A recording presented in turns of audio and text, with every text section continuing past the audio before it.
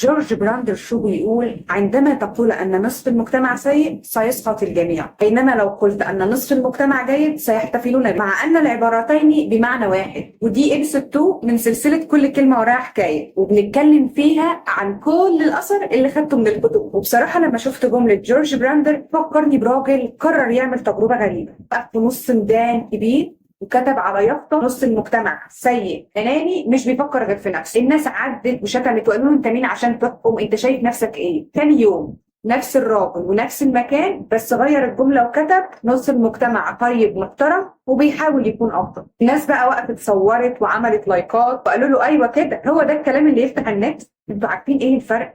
ولا اي حاجه، نفس النسبه ونفس الواقع، بس طريقه العرض هي اللي مختلفه. طريقه العرض هي اللي بتحدد انت هتكون محبوب ولا مفروض. المجتمع مش بيحب يسمع الحقيقه المره حتى لو هي حقيقه، لكن لما تقول نفس الحقيقه بس بنظره تفاؤل الناس هتحبك وهتسقف لك. في فرق شاسع بين انك تقول الحقيقه انك تخلي اللي قدامك يسمعك. اللي عايز يغير لازم يتعلم انه يقول الحاجه الصح في الوقت الصح بالطريقه الصح. مش كل كلمه صدمه بتوعي، مش كل كلمه ناعمه بتضحك عليه، بس الحكمه انك تلاقي التوازن. خطوه جديده، درس جديد، واحنا دايما مع بعض في رحله المعرفه.